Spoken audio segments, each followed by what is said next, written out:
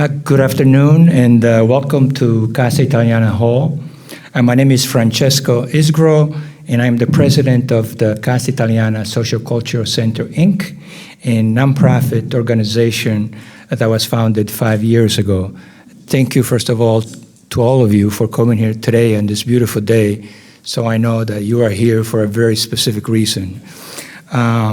Our mission at Casa Italiana Social Culture Center, Inc. is to promote, preserve, and care for cultural programs for our Italian and Italian-American community, not only here at Casa Italiana, but also in the Washington region. Over the course of our short history, we have built here at Casa Italiana a museum that showcases the contributions that Italians have made in our nation's capital. We have also launched an Italian Legacy Research Grant Program, which seeks to engage college students in doing research to further the mission of our organization. Our newest initiative is to have an annual lecture, which we hope will enrich the dialogue about our Italian-American culture and also to serve to strengthen our ties with Italy.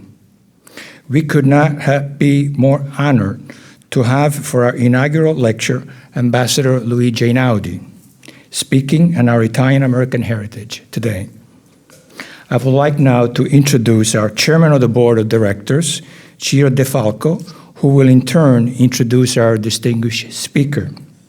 Ciro De Falco has had a long and distinguished economic and diplomatic career in Washington and abroad.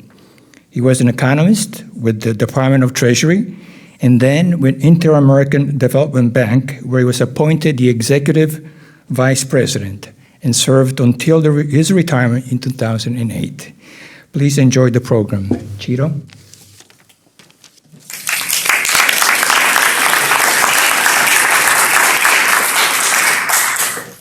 Thank you very much, Francesco, and welcome Ambassador Luigi R. Einaudi. And the R is important because we have to distinguish between one Luigi Einaudi and another Luigi Einaudi. Well, we are, as Francesco indicated, really honored to have him here today to talk about our Italian-American heritage today. Luigi is very well qualified to address this topic because he combines two essential elements.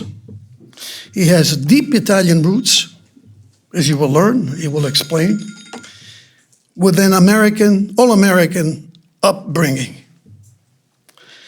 Some of you know him personally, and some of you familiar with modern Italian history will recognize the name, and that's the distinction between Luigi R. and the other Luigi Einaudi. So let me give you just a bit about who Luigi is. He had a very distinguished career in the United States State Department, in the Organization of American States, in academia, and he did some work in Rand Corporation, so he was looking at the U.S. from the think tank approach. He was nominated to be ambassador to the Organization of American States by George Bush the Senior. He served in that position from 1989 to 1993. The OAS, as it is known, is the premium regional forum for political decisions, policy analysis, and decision-making in the Western Hemisphere. From 1993 to 1997, he was on the Secretary of State Policy Planning staff and was Director of Policy Planning for the Bureau of Inter-American Affairs from 1977 to 1989. In his 25 years with the State Department, he played a major role in articulating policy with Latin American and Caribbean countries. He worked on a range of matters, including the Panama Canal Treaty, human rights, the Caribbean Basin Initiative, among others. For his outstanding contributions, he received awards from Presidents Jimmy Carter, Ronald Reagan, and George H.W. Bush, as well as Secretaries of State Henry Kissinger and Madeleine Albright. In February 1999, the presidents of Ecuador and Peru personally decorated Luigi for brokering an agreement over a centuries-old territorial dispute between Peru and Ecuador. And that was truly a historical agreement. Ambassador Einaudi retired from the State Department in 1997. However, that was not the end of his career. He started a second career and came out of retirement and was elected to a 5-year appointment as Assistant Secretary of the Organization of American States. That job was normally held by a non-American. So Luigi was elected in large part, I believe, because of the extremely constructive contribution he made as Assistant Secretary and gained the respect of other countries of the hemisphere. And so they decided that maybe they can put up with the gringo as number 2 in the organization. In October 2004, he became Acting Secretary General of the OAS when the incumbent had to resign. And he held that position until 2005 when a new Secretary General was elected. Ambassador Einaudi was born in the US. He attended Exeter Academy and received both his bachelor and PhD degrees from Harvard University. He served in the US Army from 1957 to 1959. He conducted research at the Rand Corporation and has taught at Georgetown and Harvard, Wesleyan, UCLA, and I think that's at Wesleyan, UCLA, and I guess Georgetown, I've already mentioned. From 2007 to 2017, he was a distinguished visiting fellow at the National Defense University. It gives me great pleasure to introduce to you Ambassador Luigi R. Einaudi.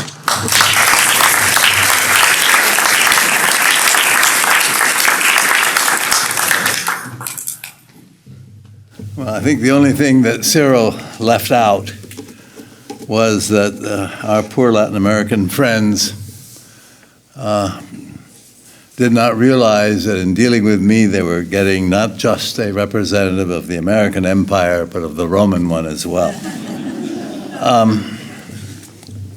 Cyril, thank you. Francesco, Isgro, thank you. Father Delagnese, friends, amici tutti, I'm very glad that you're here. Preparing this lecture, trying to figure out what I was going to say on this complicated topic was really something of an adventure. Sometimes it filled me with pride. Sometimes it was very painful. Migration is not usually an entirely voluntary phenomenon. And the consequences can be ambiguous, even when they're good. So please bear with me. In the 1840s, Giuseppe Mazzini, the prophet of Italian unification, wrote a friend, and I quote, "I dare not tell you that I have found parts of London chock full of Italians living in a state of absolute barbarism. They were illiterate and they did not know how to speak. They tried to communicate in an incomprehensible gibberish of their local dialects mixed with pidgin English.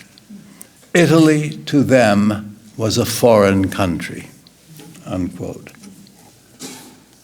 Of course, Italy was not to be fully united for another 20 years then, and mass migration across the ocean to the Americas would begin even later. But by the early 1900s, Italian migrants and their descendants would account for half of the population of Argentina and almost 10% of that of both Brazil and the United States.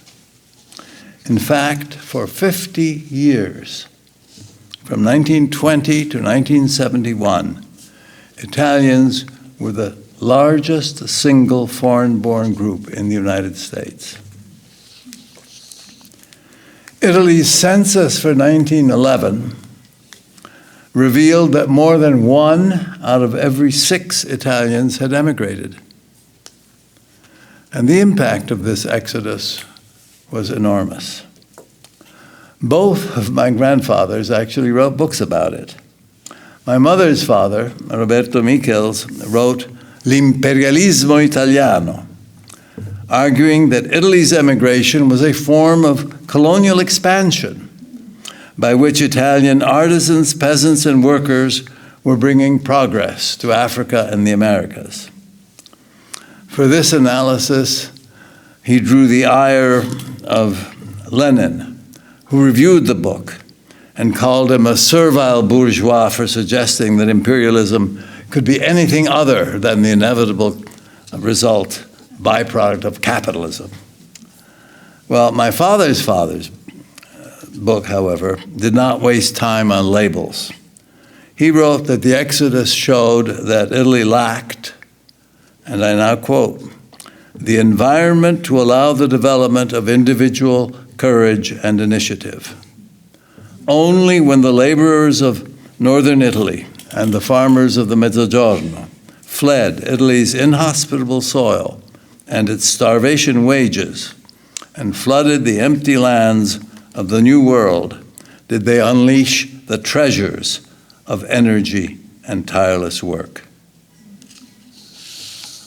Well, when in 2003, the then president of Italy, Carlo Azeglio Ciampi, visited Washington, I was at that point in a role as acting Secretary General of the Organization of American States. So I had the enormous pleasure of hosting him. And I said at the time that of Italy's many contributions to the Americas, perhaps the most important has been the men and women who have themselves become part of this new world. At the start of the 20th century, migrants with less than modest means and little formal education were the driving force. 50 years later, center stage was occupied by engineers, entrepreneurs, and technical specialists who were building, with their American peers, the infrastructure and institutions of modernity. So that was almost a generation ago by now, a long time ago. So what is our Italian-American heritage today? We're not Italians. Most of us have never been to Italy. But we're also not the original Americans. And we're not like our forebears who came to these shores. We're Italian-Americans, one of the many peoples who immigrated to this new world in search of freedom and a better life. We have indeed built a new life, but we're not easy to label or describe. We came from different parts of Italy, and we started at different times. And in the building of that new life, we changed ourselves and changed the world around us. What do we remember of our old life? What did those who came before us contribute? The answers usually come in disconnected flashes, snippets of family history, bits of popular culture, grand exaggerations, moments of shame, best forgotten. Are these fragmented images of the past somehow tied together Can we derive meaning from them for our future? What is it that our schools don't teach but should? So let me start with some snippets and little bits of things. The Einaudis were originally shepherds and mountain folk in the Valmaira, one of the poorest valleys of the Maritime Alps, a valley so desolate that when winter comes, everyone flees and the population dwindles down to a few hundred. My grandfather said that there, up above Dronero, Einaudis were as common as stones. In the 1860s, his father, my grandfather, great-grandfather, Lorenzo, migrated down from those harsh mountains into one of the rich valleys of Italy's Piedmont, where Dogliani is now our family home. His descendants are now spread all over Italy, the United States, and Argentina. Other Einaudis fled over the mountains. They went to France instead of down toward the plains. I once met one that had then wound up in Mexico. Nothing unusual here. Italians have always been on the move. It is no accident that the Western Hemisphere is identified with Italian explorers. Cristoforo Colombo claimed it for Spain. Giovanni Caboto, better known to us as John Cabot, was the first European to set foot on North America since Leif Erikson. Giovanni da Verrazzano charted the coast of North America, and Amerigo Vespucci gave his name to the New World. Dogliani, my family's home,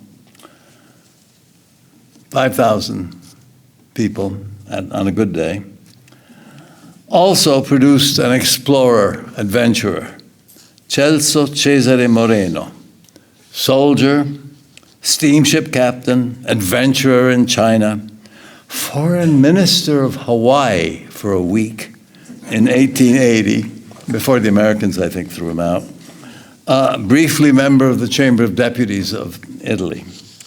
In 1886, a front page article in the National Republican newspaper of Washington, D.C., was entitled, "End of Italian Slavery." And it reported that, and I quote, "A very strong and stringent bill was introduced yesterday in the House of Representatives for the purpose of abolishing Italian slaves and laborers under contract by the cruel Italian padroni," end of quote. The article said that the bill was introduced by a congressman from Massachusetts, quote, "at the request of Mr. C.C. Moreno," unquote. Now incorporated into 18 U.S. Code 1584, sale into involuntary servitude, the Padrone Act is a landmark in legislation against human trafficking. Of course, in keeping with the old maxim that no good deed goes unpunished, Moreno was later indicted for libel against the Italian ambassador, whom he had accused of collusion in the slave trade of Italians. Now, were any of you struck by this reference to Italian slaves? I was born here, as Ciro said, of parents who came in search of freedom from Mussolini's Italy. I grew up here. My formal schooling is entirely American. I always thought slaves referred to black people. It was not until I was an adult and found an old poster in my grandfather's library about the ransoming of Italian Christian slaves in North Africa that I realized that I could once have been a slave myself. Now, the migrants who traveled to America did not leave behind their class differences. They actually, many of them were fleeing Europe and Italy because of the class differences. But in any case, Mazzini's disturbed but also disdainful description of the migrants in London, with which I opened my talk, shows a trace of that He saw them as illiterate. They could speak neither Italian nor English. I think he was probably ashamed. And of course, there were exploiters among the exploited. Children were sometimes sold by parents to make ends meet. Some migrants were so poor, they obtained passage to America by contracting themselves out to unscrupulous go-betweens, like the Padroni Moreno denounced. And there was probably more than a touch of class and regional antagonism in the relations between Moreno, an adventurer from Piedmont, and the Italian ambassador, a baron from Naples. To further complicate matters, in coming to America, the new migrants were dropped into a new culture. The United States was, like Italy, divided between urban and rural and between North and South. The Union had won the Civil War, but the country remained in formation. The original Indian inhabitants had been conquered when not exterminated, but in a nation of immigrants, the English, the Spanish, the Germans, Swedes, and Irish had all gotten there before the Italians. Someone said the Irish came green, but soon became white in order to compete with freed former black slaves. Many Italian immigrants were darker than the Irish and had experienced discrimination before they came. Neither white nor black, they clung together in little Italies and tried to avoid issues of race. There were some famous lynchings, but Italians were treated better than black Americans, and better also than the Chinese, who became the objects of the Chinese Exclusion Act of 1888. And there were other differences among the various waves of immigrants. Only some 5% of all the Irish and the Swedes who came here went home, but 49%, half, in effect, of the Italians who arrived in the United States between 1905 and 1920 returned to Italy after a few years. I don't know how many of them left after Senator Henry Cabot Lodge declared in 1896 that Italians and other recent immigrants belonged to, and I quote, races with whom the English-speaking people have never assimilated and who are alien to the great body of people in the United States, end of quote. Lodge's disrespect may have instilled in some a feeling of inferiority and even shame, but it also fueled a burning desire to excel and prove him wrong. Some spent their whole lives denying their Italian origin while secretly being fiercely proud of it. Migration is a loss for the family who loses a member. Repeated enough times, the loss can become an open wound for the sending country and a source of controversy for the receiving country. Such emotions have led to extraordinary, conflicting mythologies. French elites referred to immigrants as la canaille, the rabble or dregs of society, good riddance. In America, some argued the opposite, that migrants were the best and the brightest, those with the initiative to leave and the talent to make it. Official Italy for years focused on immigrants as potential markets and sources of remittances. More recently, trying to cope with globalization and its impacts, Piero Bassetti has come up with the concept of italics, which he defined as native Italians, plus Italian speakers, plus descendants of Italians, plus Italophiles. He estimated their number, scattered throughout the world, at 200 million, which is only 3 times Italy's population. According to Bassetti, Kobe Bryant was an italic because Kobe lived in Italy from the age of 6 to 13, spoke Italian, and owned shares in an Italian basketball team. Right. While debates raged over who they were, the Italians who lived in Boston's North End, New York's Five Points, and similar neighborhoods worked like hell and sent everything they could back to family in the old country.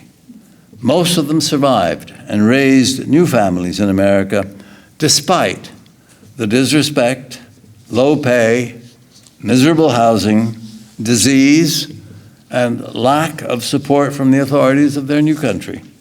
One thing was clear. They had no safety net except for themselves and their families. Well, we're now more than a century away from the World War I peak of arrivals. That is 4 or 5 generations. More than enough time for the revolt of the second generation to peter out. More than enough time for the migrants to evolve, from Italians to Italian Americans to American Italians to just plain Americans. More than enough time even for oral histories to begin to dry up. Still, there is a lot we can say about our immigrant heritage. We believe in hard work. That is certainly not unique. As an overwhelming majority of those who come to America come because they do not want to be deprived of the fruits of their labors. But first-generation Italians typically brought with them skills that set them apart, pride in the work of their hands, and the know-how to plant a little orto, to grow vegetables. We appreciate food and wine. This is one area in which Americans can proudly draft off Italy's success. Take pizza. When my grandmother cooked pizza in Piedmont, she pronounced it a Neapolitan dish, and her square, thick but light crusts had very little in common with the round cheese, tomato, and everything else piled on pizza Italy re-imported from the United States after the war. Italy's ingredients are fantastic, fresh, and brought to market respectfully. But today, it is the American version of pizza that is now everywhere in Italy and in much of the world. Now, sometimes, of course, the best of Italy can be grossly misinterpreted, even in food.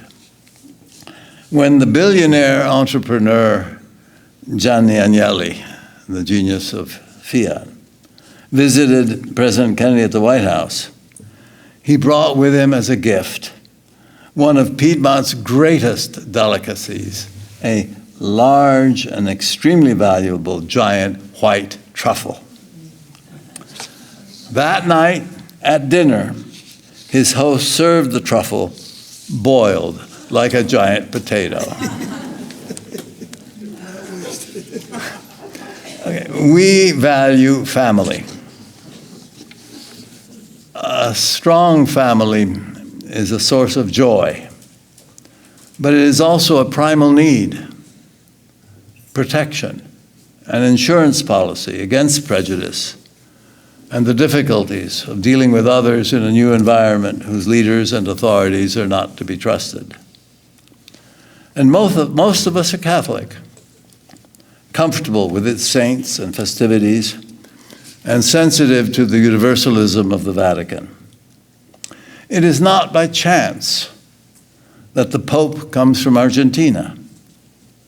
More than 40% of the world's Catholics today are in Latin America. 6 or 7 years ago, when the lady president of Argentina emerged from the Vatican after meeting with the Pope and said triumphantly, "The Pope is Argentine," the lady president of Brazil answered just as triumphantly, "Yes, but God is Brazilian." Meanwhile, we of Italian descent could all sit back and smile, knowing that Pope Francis is really one of us. His father, Mario Bergoglio, emigrated from Asti, the next county over from ours in Dogliani in Piedmont, and for the same reasons as my father, to escape fascism. Growing up in upstate New York, I was a fan of the New York Yankees. And in 1948, I actually saw Joe DiMaggio in a bar. You have no idea how happy I was and how elegant he looked in his suit. He was moving just as well there as he was rounding third base after a home run. And those Yankees had Frankie Crosetti, Yogi Berra, Phil Rizzuto, and then when you needed to get the final out, Vic Raschi on the mound. I was no good at baseball, I admit, but boy, they made me proud. When I visited Italy, my sporting heroes were very different. Gianni Cuccelli, a tennis champion whose prime years were stolen by the war, Fausto Coppi and Gino Bartali, two fantastic cyclists who really did help restore Italy's pride after the war by winning the Tour de France. We don't know these names over here.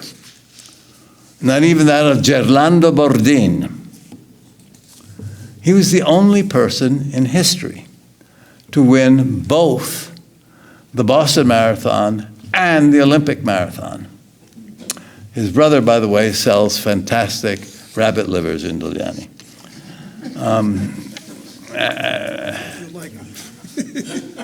And when Bardin crossed the finish line, winning the Boston Marathon,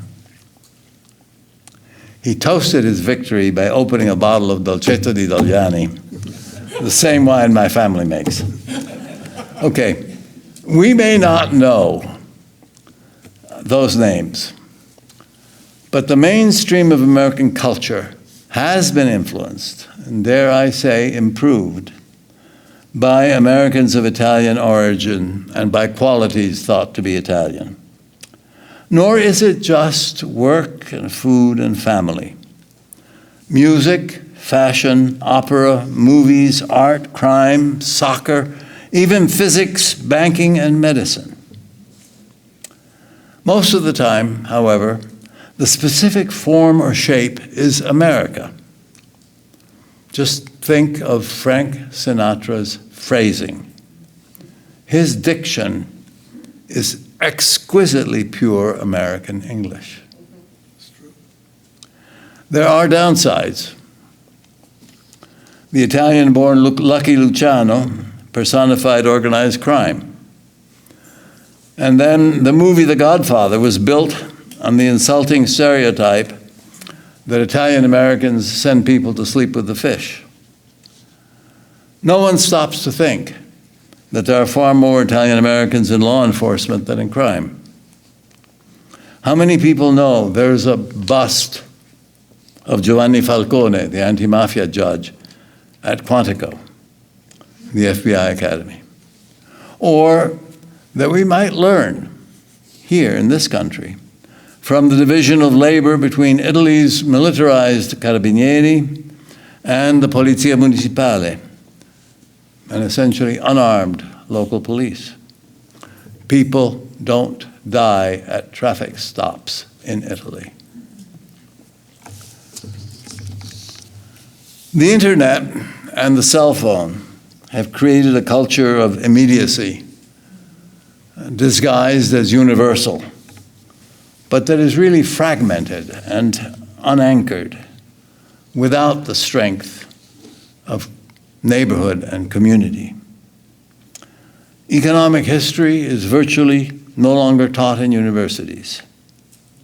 The teaching of political history is in decline. Black history is controversial. Italian-American history is absent. The Italian-American Museum of D.C., I am D.C., challenges this loss of history with a focus on the contributions of Italian Americans to Washington. Entering, the first display includes tools used by artisans who contributed much beauty to this city, from the Capitol to the Lincoln statue, Union Station, the Washington Cathedral, even the marble of the Vietnam Memorial. L'Enfant planned the district with Rome as well as Paris in mind, sketching an equestrian statue inspired by the statue of Marcus Aurelius and Rome's Campidoglio to stand where the Washington Monument now stands. That statue, to have been of George Washington, was never built. But Giuseppe Franzoni's 9-foot sculpture of Liberty, unveiled in 1807, dominated the rostrum of the Speaker of the House. It was destroyed when invading British troops burned the House chamber in 1814. A replica of one of Franzoni's corncob capitals is at the IMDC. But the visitor there will also get a glimpse of something much less widely known and, in my view, more important. How Italian thinkers shaped the basic principles on which the United States was built. Filippo Mazzei and Gaetano Filangieri influenced the drafting of the Declaration of Independence and the U.S. Constitution through correspondence with Thomas Jefferson and Benjamin Franklin. Filangieri, a Neapolitan nobleman turned revolutionary, believed that natural rights were, and I quote, the dictates of universal reason and of the moral code which the author of nature has imprinted on the heart of every individual of the human race, unquote. Mazzei, a peripatetic surgeon, businessman, and pamphleteer who briefly ran an experimental farm near Monticello, wrote in a Virginia newspaper in 1774 that, and I quote, tutti gli uomini sono per natura egualmente liberi e indipendenti. Questa eguaglianza è necessaria per costruire un governo libero. Jefferson translated Mazzei into English and then used those concepts to challenge the British king, writing in the Declaration of Independence that all men are created equal and endowed by their creator with certain unalienable rights. A recent book, actually written by the husband of Senator Amy Klobuchar, The Birth of American Law, an Italian philosopher and the American Revolution, analyzes the influence of another Italian, Cesare Beccaria. Beccaria's treatise, Dei delitti e delle pene, on crimes and punishments, argued that punishments should be preventive, proportionate, swift, and publicly arrived at without the use of torture or capital punishment. John F. Kennedy said in his Ich bin ein Berliner speech that, quote, 2,000 years ago, the proudest boast was civis Romanus sum, unquote. For me, the ascent of civilization takes a direct path from Roman citizenship to the U.S. Bill of Rights. There is no Italian Kosciuszko or Lafayette for us to celebrate, but ideas do not rust like a sword. In my mind, the rights to which we all now aspire began with civis Romanus sum. I am a citizen of Rome. I have rights. My family made me aware that there were different ways of looking at things. My Italian background gave me skills my purely American friends did not have. This is not a matter of politics or of ideology or even of culture. It is a matter of experience, of exposure. Take language. How could Americans know how to pronounce other languages if they have never heard foreign tongues spoken among them? How could Americans know and feel the full pain of war? The Civil War was a long time ago, and until 9/11, American soil had been inviolate from foreign action or invasion for nearly 2 centuries. Without having suffered wars and foreign occupation, how could Americans understand, let alone appreciate, the value of having neighbors like Canada and Mexico, with whom we are at peace and who share our dreams? And some Americans don't know the pain of discrimination because they've never really experienced it. I grew up lucky. In the 1930s and 40s, when the Homeowners Loan Corporation was redlining black housing in Chicago for the federal government, it considered Italians fit for blue areas. Not green, not the best, but still desirable. And in the University of town of Ithaca, New York, where my father was teaching, I did not face much personal prejudice. It was not actually until I went to Harvard that I discovered that some important stereotypes had come with the original colonists from England. The line, "The Englishman Italianate is the devil incarnate," is by John Lyly in 1578. Shakespeare asks, "Am I politic? Am I subtle? Am I a Machiavel?" I had so absorbed the idea that Machiavelli was an unprincipled and amoral manipulator that I was totally unprepared when my professor in a political theory class asked me if I thought Machiavelli was the first Protestant. I had to learn that Machiavelli was also a believer in virtue, who thought citizens could also distinguish truths from the lies of false prophets. Most people see the world mainly as they would like it to be, rather than as it is, and accuse those who see its flaws as having evil intent. Machiavelli was actually one of the first to understand the world as it was without losing sight of what he wanted it to be. As I was growing up in mid-century United States, there were enough successful Italian Americans in politics to make it unnecessary to cower before the Cabots and the lodges.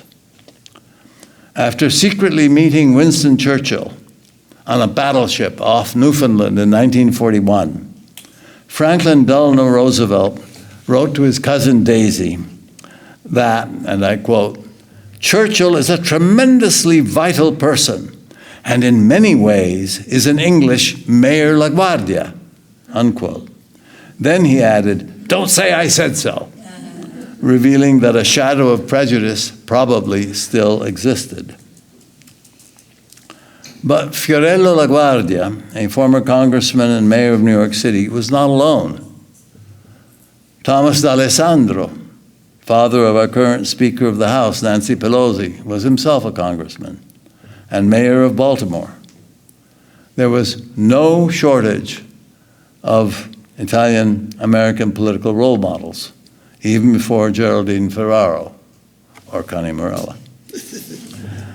In my own career, the suggestion Jeane Kirkpatrick once made that I be fired as, and I quote, "the wop down the hall," end of quote, was offset by James Baker's decision not to hold your Italianness against you in nominating me to be an ambassador. And when I was actually sworn in as a U.S. ambassador, perhaps the most touching sight for me was my formerly stateless mother tightly clutching and waving a tiny American flag. Put simply, my experience today is that our Italian-American heritage makes us distinctive, but it is no longer degrading or handicapping. Some people still anglicize their name to avoid seeming foreign. But we still have enough national leaders named Panetta and Giuliani, Pelosi and Pompeo, Cuomo and Garcetti to know that we're accepted as real Americans without needing to worry that we will be considered aliens or maybe even anarchists if we don't hide behind an anglicized name. Okay, against this background, let me close by analyzing two issues of current importance, issues that I believe our Italian-American heritage gives us voice to address. Our experience as Italian-Americans has taught us that immigration is a win-win proposition, not a zero-sum game. Both Italy and the United States have benefited. Our heritage also teaches us that the greatness of these United States is closely tied to the fact that despite some still glaring faults, our national utopia consists of a rule of law that accepts the rights of all individuals, in which all lives matter, and in which all should have equal opportunities regardless of gender, race, class, religion, or nationality. Even so, migration policy has become an emotional problem. For some years now, countless men and women have entered the United States who daily exert relentless energies to better themselves in ways impossible in their countries of origin. Their sheer numbers are again bringing growing controversy. I say again because today's immigrants have brought the foreign-born to about 13% of those living in the United States. That is close to the 15% of 1910 at the peak of Italian and other European migration to America. In the 1950s, when I was in college, fewer than 10 million persons in the United States were foreign-born. Persons born in Italy, Germany, Canada, the UK, Poland, even Russia, outnumbered those born in Mexico. Today, 44 million foreign-born persons live in the United States, of whom 12 million were born in Mexico, followed by India and China. I remember meeting with Gianni Agnelli in New York in the 1980s and hearing him worry that U.S. ties to Italy would be weakened by the new arrivals, especially those from Asia. Clearly, to quote Yogi Berra, the future ain't what it used to be. And there is another problem. Migrants from Mexico and Central America are not crossing an ocean. Land borders obviously make it easier to go back and forth. They also make it easier to replenish and preserve their culture rather than integrate into ours. But to say that our civilization is at threat misses the point. They have become part of us. Lashing out and repeating the mass expulsions of Mexicans in the 1930s will uselessly compound the pain. We already today send repatriation flights to Mexico and countries in Central America and the Caribbean every single day, with effects that are strategically ineffective, locally destabilizing, and regionally demoralizing. What is needed is a return to the spirit of equality before the law that made America great. My friend at the University of California's Cesar Cereceres once commented wistfully, I hope it was wistful, that Native Americans had a lot of experience with what happens if you lose control of immigration. We need immigrants, But we do not need shadow communities that live in the dark, ghettoized, fearful, and at the margin of the law. That is not the American way. We need to control immigration. There is nothing wrong with walls, but walls need gates if they're not to imprison those they are meant to protect. So the real issue is, what are the rules for going in and out of those gates? Today, there seem to be few enforceable rules. Uncertainties and visa delays are preventing many highly qualified persons, engineers, doctors, IT specialists, that we need from even thinking of coming to the United States. As Italian Americans, our heritage makes clear we should not want to shut others out just because we are already here. To regain control in a way that is worthy of our civilization, we need to develop immigration laws that will shape an open system with dignity and responsibility for all. The controls should define the qualifications and rights of guest workers, distinguish between migrants and refugees, specify requirements for citizenship, and identify national security and health concerns. To make sure our rules are respected by other countries, their provisions should be approved multilaterally. And then those laws should be enforced cooperatively and rigorously. As the old Roman saying goes, dura lex, sed lex. The law is hard, but it is the law. As a footnote, let me say that immigration is today also a problem for Italy. Since the 1960s, many more people enter Italy than leave it. Something like 7% of persons living in Italy today are foreign-born. The United States has just announced it will accept 100,000 Ukrainian refugees. Last week, more than 100,000 Ukrainian refugees were already in Italy. Since Putin's aggression, Europe faces crises in both migration and defense. Which brings me to the second issue we need to face. I call it the riddle of sovereignty. Sovereignty, the sovereign equality of states, has been the organizing principle of the international system since the 1648 Peace of Westphalia. Sovereignty has long meant that individual states are to be inviolate from outside intervention and free to decide whether or not to participate in any particular activity. The problem is that our times require cooperation. I have just argued that is the case with migration, but it also applies to cyberspace, illegal drugs, weapons, from small arms to drones and nukes, terrorism, disease, climate change, even most economic activity. No longer can any of these problems be controlled by any one state acting alone.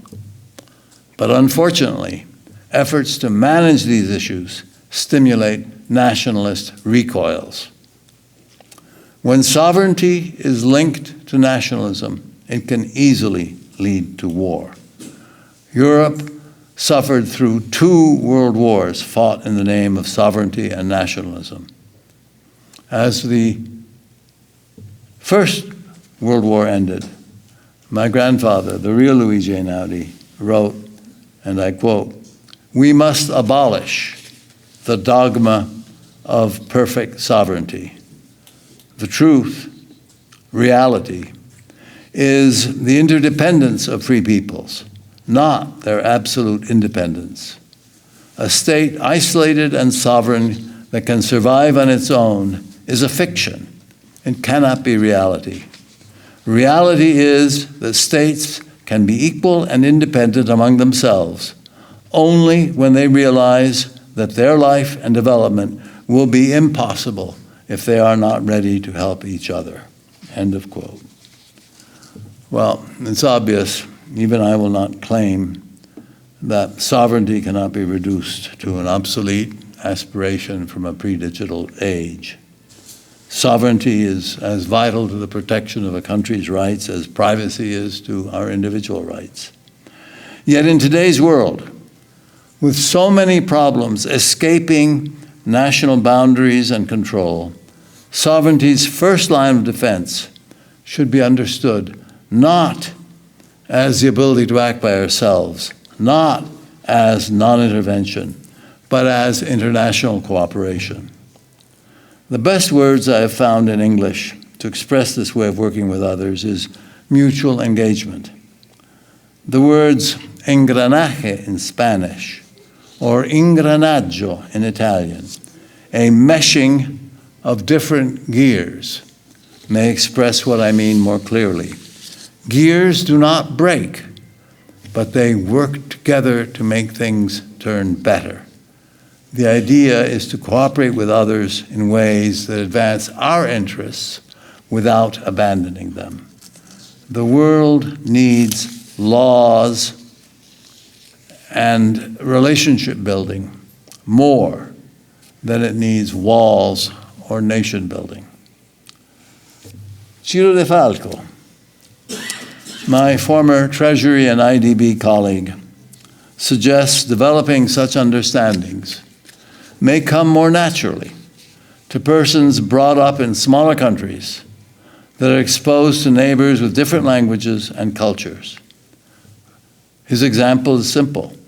The inhabitants of divided pre-unification Italy had to adjust to so many occupying powers over so many centuries that they had to learn flexibility just to survive. This, he suggests, may teach humility, the ability to see the other side's position, and help develop social skills like listening, admitting mistakes, looking for allies, and giving credit to others. Not too surprisingly, Ciro calls this the Italian modo di fare. Go to Palermo or Siracusa, and you will see why Sicily was once the center of civilization. It has been said that, and I quote from an English historian, Norman Sicily stood forth in Europe, and indeed in the whole bigoted medieval world, as an example of tolerance and enlightenment, a lesson in the respect that every man should feel for those whose blood and beliefs happen to differ from his own. A good friend of mine and Ciro's, the late Paolo Ianni, an Italian diplomat who lived long in the United States, argued that the United States and Europe had drifted apart from their common origins. Since the end of the Cold War, Europe was turning inward and fragmenting. The United States, also turning inward, was militarizing foreign relations and even to some extent its police. Even so, in a later book on President Obama, which he entitled L'uomo venuto da ogni dove, the man from everywhere, Ianni caught something else, the spirit of universalism. In the steps of Filangieri and Mazzei, we are neither Italians nor Americans. In questo mondo c'è una sola razza, la razza umana.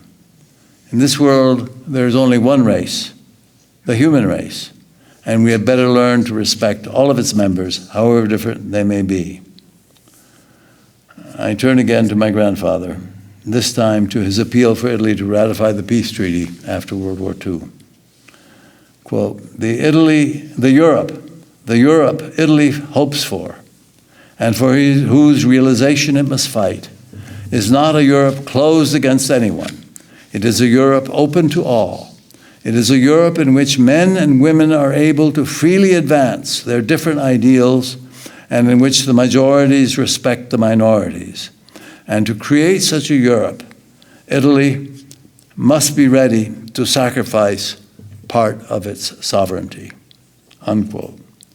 Today, 75 years later, in the midst of the desperate conflict in Ukraine, I would reformulate that to say that everyone, including the United States, must be ready not so much to sacrifice sovereignty as to redefine it, to include cooperation with other countries on issues whose management requires common action. In the name of sovereignty, the United States Senate has, for the last quarter century, refused to ratify international treaties, from the rights of the child to the law of the sea. The United States of America does not belong to the International Criminal Court. Beccaria would not agree. Jefferson, who in our Declaration of Independence called for a decent respect to the opinions of mankind, would not agree. So my conclusion is this. As Italian Americans, we have a heritage of which we should be proud. We have much to be proud about in Italy, in America, and in what we have produced together. Looking to the future, I see two sharp, even dramatic alternatives. One is to say, we have come far. It is time to stop and enjoy what we have. The other is to say, we have indeed come far. And in coming far, we have learned we must build on our principles to carry us further. And by God, we will not stop. If we allow ourselves and America to stop and drift in the glorification of the past, to wall ourselves in, to defend where we think we are, we will be giving up on the ideals that made America the world's magnet. Italian Americans will then become just one of many morally impoverished fragments of a world in retreat. If, on the other hand, we continue to build on our immigrant dream of a society open to all and united in freedom, then Italian Americans will be an essential force in building the new civilization we seek, both as descendants of the Civus Romanus, as shapers of the new America, and ultimately, as Filangieri put it when he commented on our Constitution, the destiny of the universe. This second choice builds on our culture, food, and religious traditions and reaches beyond them to extend the path from Rome to America to becoming citizens of the world. Whichever way it goes, whether we become fragments of a country in decline or part of a new civilization, the result will depend a large measure on how we understand our Italian-American heritage. For that reason, I want to thank again our hosts, Ciro, Francesco, Father Dall'Agnese, and all who support the IAMDC, beginning with Robert Facchina. To live up to our heritage, we have to appreciate how we got here. And to do that, we have to write our own history. No one will do it for us. Thank you very much.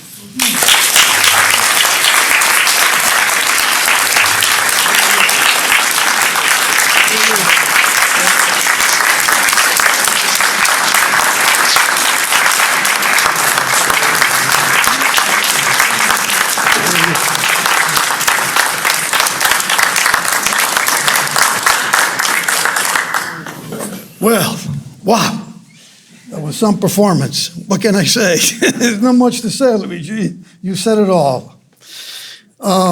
You have really packed in a lot of information and have given us a lot of food for thought.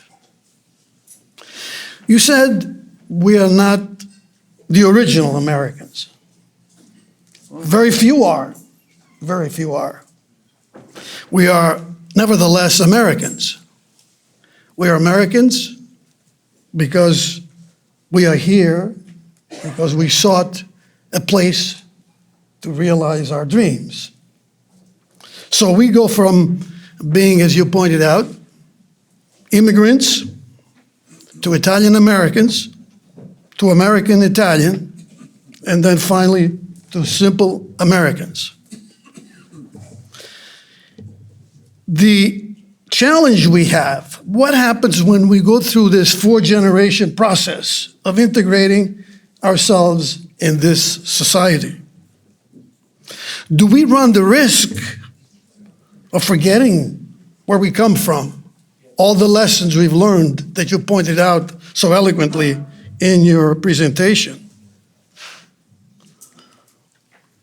Or we just get lost in this melting pot.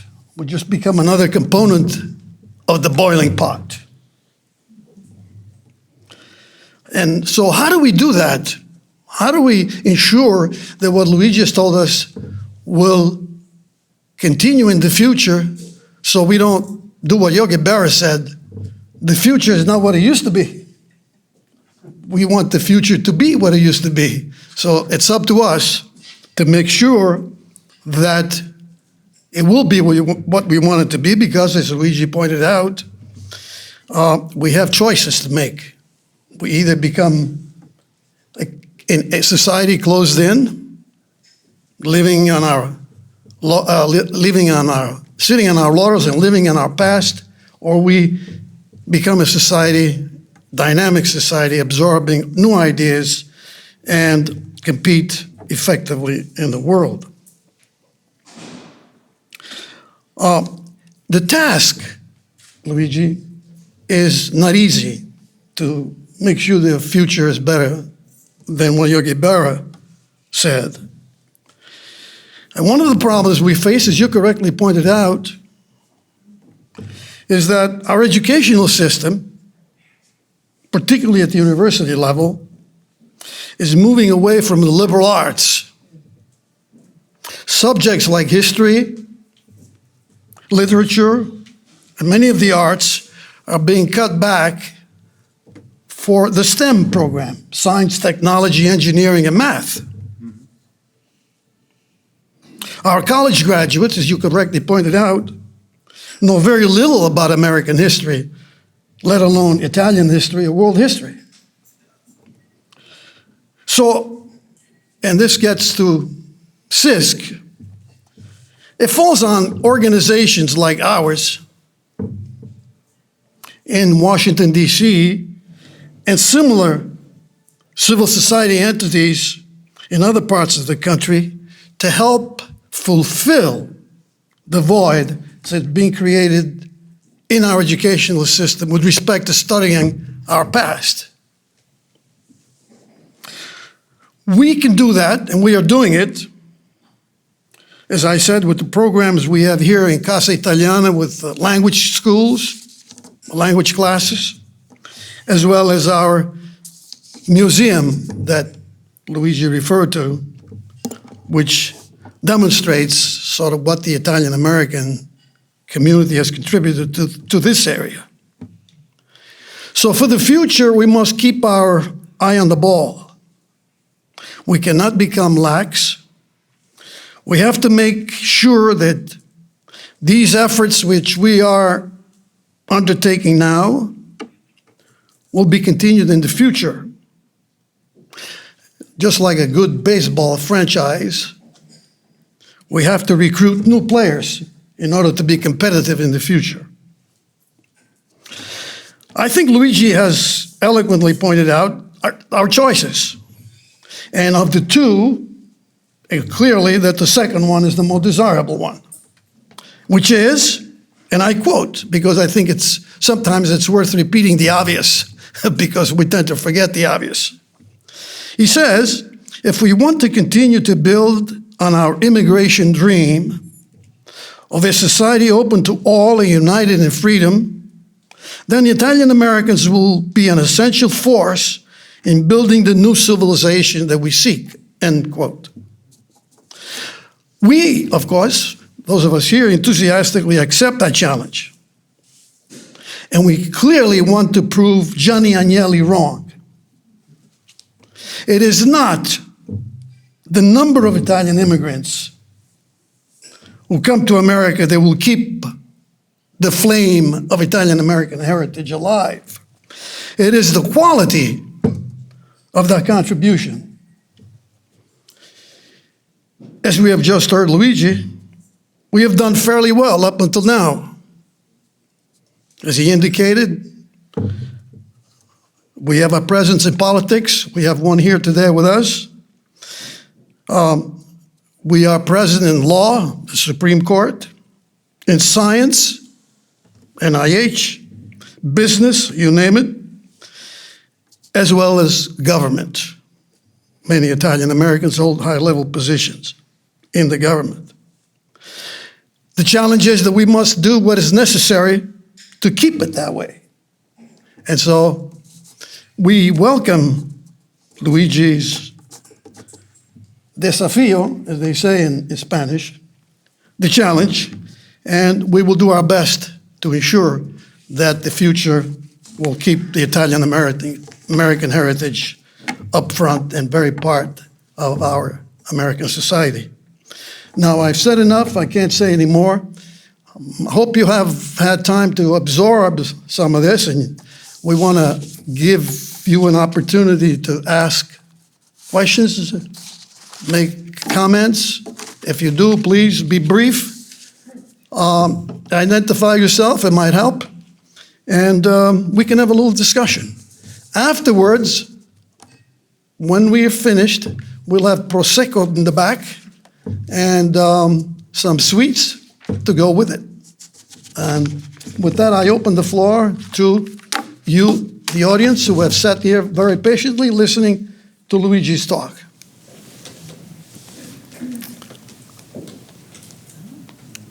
Okay, Connie Morella. I first of all want to congratulate our speaker, who was just so fantastic. He took us, I thought he was going to talk about Latin and South America and the OAS, but he didn't. He talked about the world, and he talked about the journey that has been given to us, that we have taken.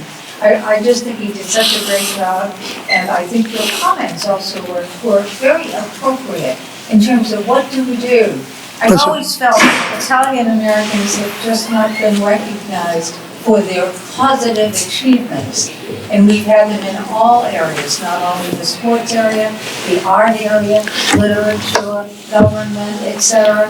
And I don't know whether we have a role that we should be playing in promoting that, and not so much the Godfather, or even the term mafia is being used beyond what it originally was set up for. So I guess what I'm saying is, congratulations. I think this is a great program. It's one that I think others should be exposed to too. And then I say to you, or I ask, what more should we be doing?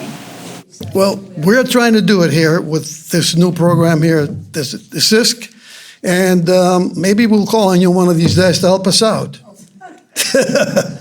We can do more. We can do more. We need to do more educating the next generation of Italian Americans to fully appreciate what it means, what we've brought. As Luigi said, you know, the words are stronger than the sword, or something like that. That's true. I mean, we have to do a better job. We haven't even gotten a stamp for Constantino Bromini yet. Okay. All right, you and then you. Yes. Can you please get up so that people can hear in the back? Thank you. I just want to second Congresswoman Morelli's comments and ask that this presentation be put on the internet, on your website, so that I can share it and maybe other people can share it with the rest of the United States. We will. We plan to. Okay, that's a good idea. Yes? That was my very question. Yes, we will do that. Well, that's why we have this technician here who's Paolo is doing a good job recording this. Vito, what did you think? I have a strange question. You know, the ambassador mentioned Henry Cabot Lodge. In Rome, there is a university now. It's the Cabot University, and Henry Caboto, you know, was one of the first who discovered the North America.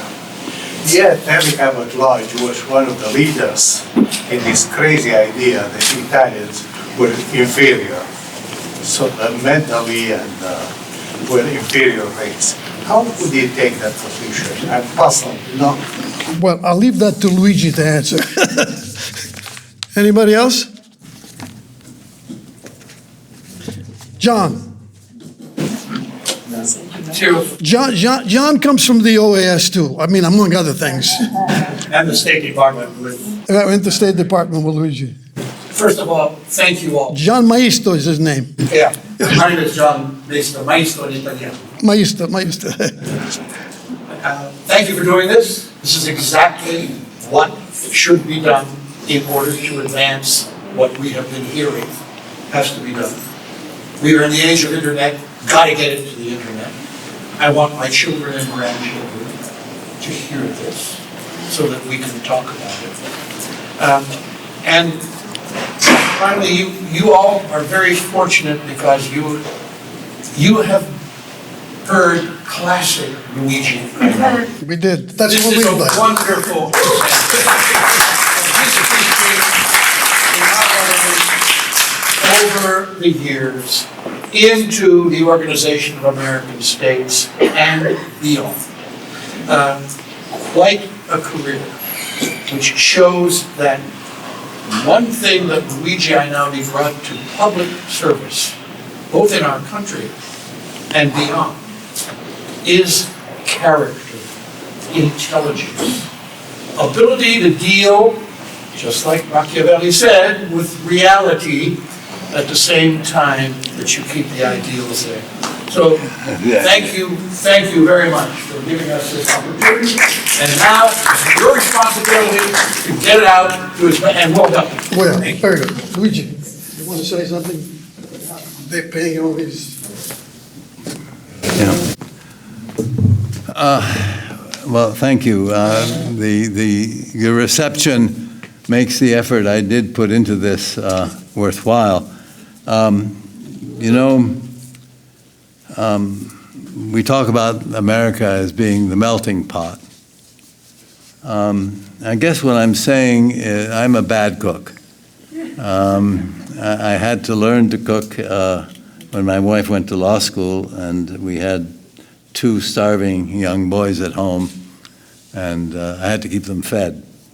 And they learned to cook better than I did. And one of the things that I really to this day don't fully know is when I melt a lot of ingredients into the pot, is how to balance all those flavors. The proportion. I still tend to dump things without regard to proportion and to. We have to make sure that in the American melting pot, we don't lose all the flavors. I think it is extraordinarily important to keep alive the histories of our respective traditions and contributions, even as we reinvigorate, we do need to reinvigorate, I'm afraid, these days, the sense of national community and unity. So the real question is, how do you learn to provide, to build, to create, preserve a culture? I use this pretentious word, civilization, all the time. But it is a civilization that isn't all agglomerated and wiped out, but where the individual strands and histories are still kept alive. And that's why this I am DC. My son pointed out, IAMDC, the initials of this Italian American Museum DC, really should be said, I am DC. I am the District of Columbia. I am Washington. I am fundamental here. And that's why it is such an important thing to do, to write our own history, to do it, but to do it with sub specie aeternitatis, to take the Latin again, and then, which is part really also of our Catholic tradition, to take things in the light of eternity, and be aware that we are part of a broader community, and that even in preserving our portion of it, we're advancing the ability to build the whole. And if you do it in that spirit, we can still realize the better option. Luigi, you want to say something about Cabot Lodge? Cabot Lodge? Oh, on Cabot Lodge. Look, the arrogance of ruling classes has no bounds. They used to say that the Cabots, the lodges spoke only to the Cabots, and the Cabots spoke only to God. I think that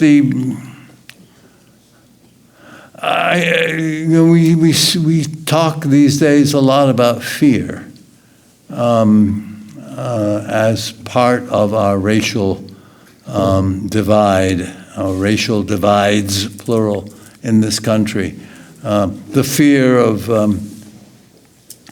of certain largely white groups being challenged or dispossessed by the brown and blacks and so forth. In the case of ruling classes like the Cabot Lodges and ruling elites that have attempted or succeeded in keeping themselves separate, I don't see them as afraid as much as simply arrogant and non-understanding.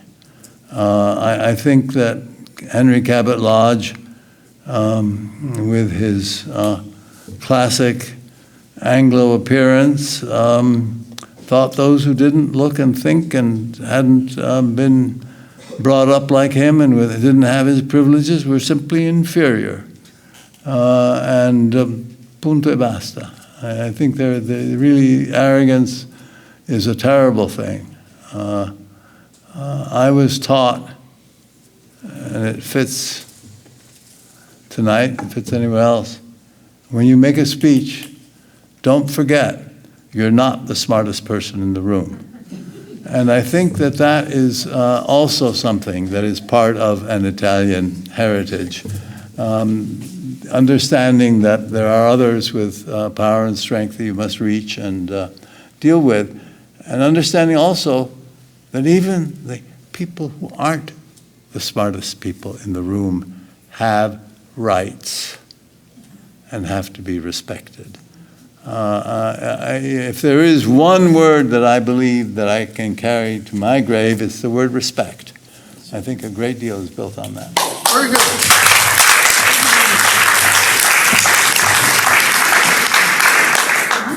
Before I ask you all to join in a toast with Prosecco for Luigi, I just wanted to mention that since the IMDC has been mentioned several times, this was a project that took 2 years for 2 volunteers plus. They happen to be here. Elizabeth Di Gregorio and Anna Isgro worked for 2 years nonstop.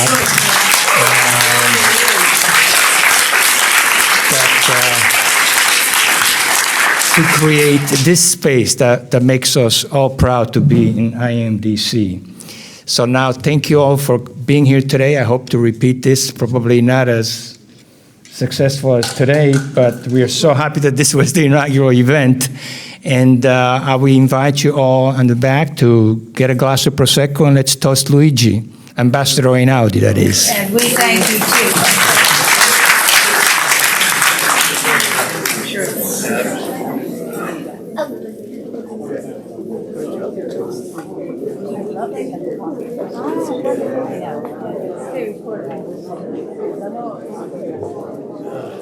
Congratulations.